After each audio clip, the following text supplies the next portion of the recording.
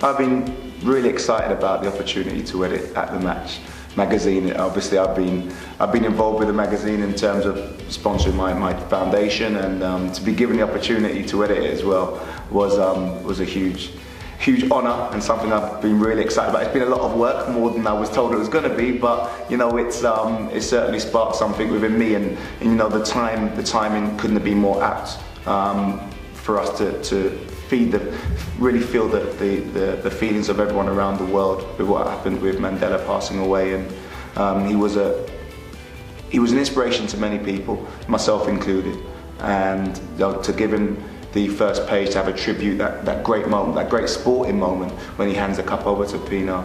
I think that shows the power of sport. It's more than just, you know, two teams playing against each other. It's the pride of a nation, and in that particular moment, that was you know, going a long way towards healing the scars that South Africa had, and that moment is something that ran through what Madiba did. A lot of things were around sport. Sport seemed to be at the heart, and he understood the power of sport and how that could unify people in many ways more than politics can, and he used that very, very wisely.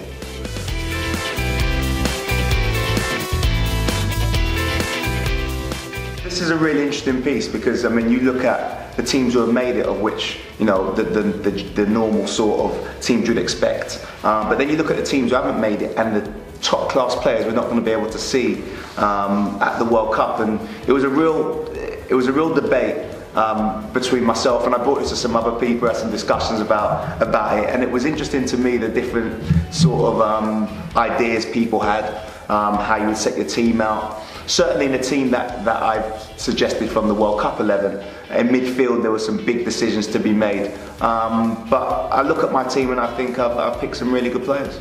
You know, you would have liked to have put some English players there, but I think, you know, I think it's time people accepted that actually, when you're looking at the top echelons of world football, there's not many English players that make it, and I think that may be a cause for concern. Maybe, you know, it's just one of those things. I think when you look at the development of English players, has that got something to do with it? I think there's some great talent around, but when you're looking at it, there was only one player really who was going to be going in that England squad who would have troubled this first 11, and I think that may be something that will concern England fans. That being said, a good team and a world-class player do the two different things, and you can have a good team without any world-class players. I'd suggest you can win the World Cup.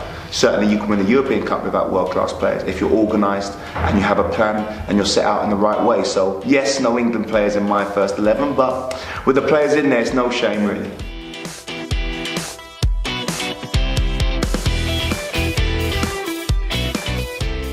The match has always been at the forefront of supporting the foundation. I'm really delighted that you know, now, you know, whoever reads whoever purchases a copy or reads it via the internet, etc., there'll be a donation made to the foundation. It allows us to continue the work we've been doing since 2007. And I've always said, outside of my family life, the foundation's been the biggest thing that I've done, and you know, how many people have been able to impact, and AtTheMatch have been at the heart of that, supporting all of our fundraisers and our causes. So it's even more exciting, the fact that I'm being able to be involved as an editor, and hopefully it's something that we can continue.